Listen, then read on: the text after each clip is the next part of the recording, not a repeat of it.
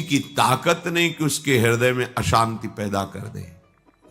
आप झूठ से अपने को मान रहे हैं कि मैं निरंतर भजन करता हूं, क्योंकि निरंतर भजन करने वाले के शब्द ही नहीं निकलेंगे।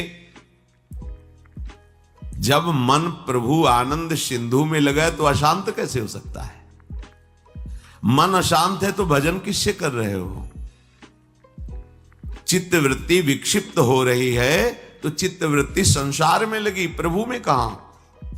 अभी तुम मैं से जुड़े हुए शरीर को लेकर डोल रहे हो, निरंतर भजन कहां? निरंतर भजन तो जब प्रभु में और अपने में अंतर खत्म हो जाता है तब होता है निरंतर भजन। शरीर भाव का त्याग करके अपने अंशी प्रभु में प्रतिष्ठित हो गया। ब्रह्मविद ब्रह्मैव भवतु, भगवत स्वरूप हो गया, अब निरंतर भजन होता है।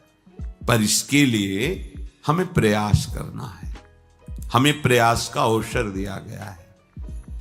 हम अधिक से अधिक मौन का आश्रय लें, कम बोलें वाणी से। जितना समय हमें नाम जपने का मिले खूब धैर्य पूर्वक, मन ना लगे तो भी वाणी से नाम जप कीजिए। मंत्र को तो वैखरी बोलने के लिए मना किया गया है, वाचिक, पर नाम को आप गुनगुना सकते हैं, जोर से गा सकते हैं, बोल बोल के जप सकते हैं, राधा राधा राधा राधा। लेकिन मंत्र को उपांशु से आगे नहीं बोल सकते। वाचिक मंत्र को बोलना यह गुरु अपराध है, क्योंकि गुरुदेव ने नियम दिया है कि मंत्र को बाहर उच्चारण न होने पावे, ओठ के अंदर ही जपे। पर नाम ऐसा महामहिम है कि आप उच्च स्वर स्तंभद सर्वदैव, ऊंचे स्वर से भी आप गा सकते हैं, मध्यम स्वर में भी गा सकते हैं, आप गुनगुना भी सकते हैं, आप ध्यान भी कर सकते हैं, आप मानसिक भी जप कर सकते हैं। तो इस सतत अभ्यास करने से असत संसार का चिंतन छूटे। बस खास बात यह है, जहां असत संसार का चिंतन छूटा तो हृदय में ऐसे आनंद की उमगन होती है कि अपने आप भजन चलने लगता है, फिर भजन करना नहीं पड़ता। जो श्री भगवान या कह रहे हैं दृढ़ व्रताहा, उसका दृढ़ नियम हो जाता है। प्राण छूट जाए तो बात अलग है, या गहरी सुषुप्ति अवस्था हो तो बस नहीं है, इसके अलावा उसका कभी भजन नहीं छूटेगा। और जिसका ऐसा भजन होता है तो सोवत हु रसना रटे राधा कृष्ण सुनाम। हृदय में जब हमारी प्रभु की नाम की बार बार आवृत्ति होती है तो सुषुप्ति में भी नाम चिदानंदमय है, वो चलता रहता है, भले हमें बोध हो या ना हो, पर नाम चलता रहता है। नैहतः परमो लाभो देहिनाम भ्राम्यतः मिहि, यतो विंदेत परमाम शांतिम नश्यति संस्कृति। इस संसार में अनादिकाल से विभिन्न योनियों में दुख भोगते हुए हम भटक रहे हैं। हम भटकने के योग्य नहीं हैं। जैसे हम कहते हैं भगवत प्राप्ति के योग्य नहीं, जैसे हमारा शास्त्र कहता है आप भटकने के योग्य नहीं हैं। आप हमारे श्री हरि के लाडले हैं, हरि के दुलारे हैं।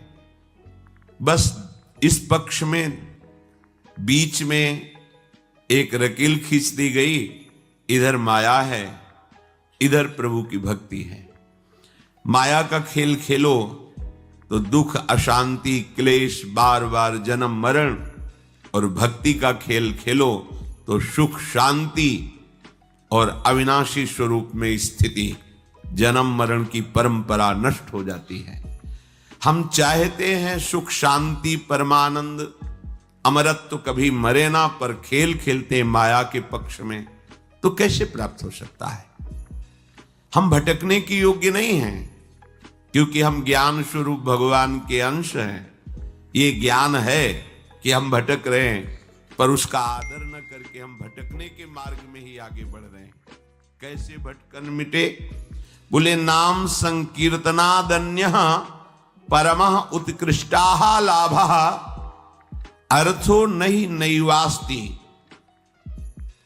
बिना कुछ जाने समझे बस तुम यदि नाम कीर्तन शुरू कर दो तो तुम्हारा भटकना मिट जाएगा।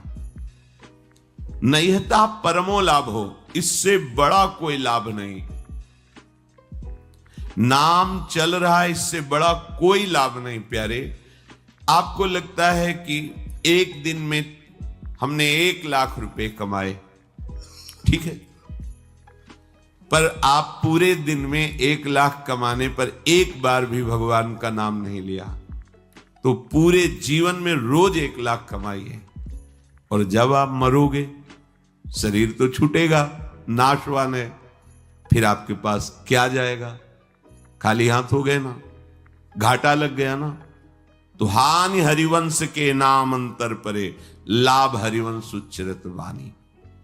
आप जो कार्य कर रहे हो अगर उसे नाम जपते हुए करते तो लौकिक लाभ भी होता और पारलौकिक लाभ भी होता। नाम के बिना आपका वो लाखों रुपया जो कमाया है वो आपको सुख नहीं दे सकता, वो शांति नहीं दे सकता, वो आनंद प्रदान नहीं कर सकता। रुपए से आनंद नहीं मिलता, रुपए से अविनाशी पद नहीं मिलता, रुपए से जन्म परंपरा नष्ट नहीं होती, रुपए से दुख नहीं मिटाया जा सकता। आप कह दो कि रुपए से औषधियां मिलती हैं, रुपए से डॉक्टर अच्छे मिलते हैं, तो दुख क्यों नहीं मिटाया जा सकता? जब तक तुम्हारे पाप कर्म नष्ट नहीं हो जाएंगे तब तक डॉक्टर भी तुम्हें सुखी नहीं करेगा, औषधियां भी काम नहीं करेंगी, और जहां पाप कर्म वो नष्ट हुआ जिसके कारण दुख आया वो अपने आप शांत हो जाएगा। तो मूल बात पाप को नष्ट करना है। तो पाप कैसे नष्ट होता है? नाम संकीर्तनम यस्य सर्व पाप प्रणाशनम। जितने भी पाप हैं सब नष्ट हो जाएंगे। नाम संकीर्तनम यस्य, जिनका नाम कीर्तन संपूर्ण पापों को, तो संपूर्ण पाप नष्ट हुए तो दुख पूरा नष्ट हो गया।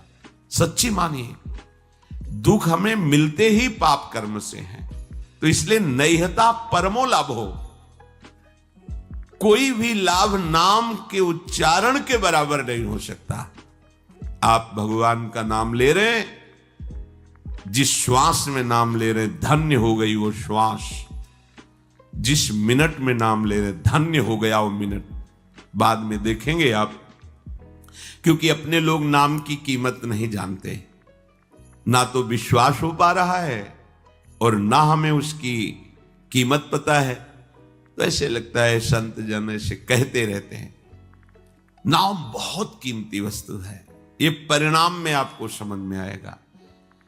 यद्दग्गे विषम्यु परिणामे अमृतोपमम, जिसकी शुरुआत विष जैसी लगे उसका परिणाम अमृत जैसा होता है। जैसे प्रातःकालीन ब्रह्म मुहूर्त में उठना, स्नान करके भगवत आराधन के लिए नाम जप सत्संग कीर्तन आदि, ये विष जैसा लगता है। और 8, 9, 10 बजे तक सोना, ये अमृत जैसा लगता है। तो यद तक अमृतोपमम परिणामे विषम्यु, जिसकी शुरुआत अमृत जैसी लगे। भोग दृष्टि रखना, पाप दृष्टि रखना, मनमानी आचरण करना, ये अमृत जैसा लगता है, लेकिन इसका परिणाम बड़ा भयंकर दुखदाई होगा। और संयम में रहना, मन को रोकना, इंद्रियों को गलत विषयों के भोग में न जाने देना और नाम जप करना, ये विष जैसा लगता है, लेकिन परिणाम में अमृत मिलेगा। परिणाम अमृतोपमम। नैहता परमो लाभो देहिनाम भ्राम्यता में ही, इस संसार में भ्रमित लोगों को परम लाभ प्रदान करने वाला ये नाम है।